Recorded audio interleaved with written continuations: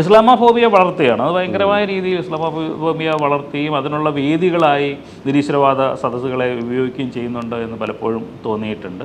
പക്ഷേ നിരീശ്വരവാദ സദസ്സുകൾ അതല്ല, കുറേ കൂടി മനുഷ്യകേന്ദ്രീകൃതമായ ആത്മീയതയെക്കുറിച്ച് വളർത്തേണ്ടതും മനുഷ്യൻ്റെ ഉള്ളിൽ സ്നേഹത്തിൻ്റെയും കാരുണ്യത്തിൻ്റെയും നന്മയുടെയുമായ അംശങ്ങളുണ്ട് എന്നും അത് കൂടുതൽ വളർത്തിയെടുക്കേണ്ടതും ഒക്കെയാണ് യഥാർത്ഥ നിരീശ്വരവാദം കൊണ്ട് ചെയ്യേണ്ടത്.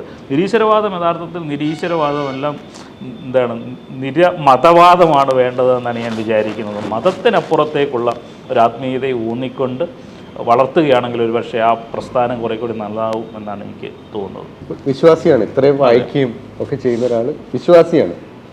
അറബ് രാജ്യങ്ങളിൽ ജീവിക്കാൻ അവസരം കിട്ടി, വെള്ളക്കാരുമായിട്ടും ലോകത്തിലെ പല ഭാഗങ്ങളിൽ നിന്നും വരുന്ന ആളുകളെ പരിചയപ്പെടാൻ അവസരം കിട്ടി. പല കൾച്ചേഴ്സ്, പല സംസ്കാരങ്ങൾ, ഇതിൽ നിന്നൊക്കെ ഈ മലയാളിയുടെ സംസ്കാരം അല്ലെങ്കിൽ ഇന്ത്യക്കാരുടെ സംസ്കാരം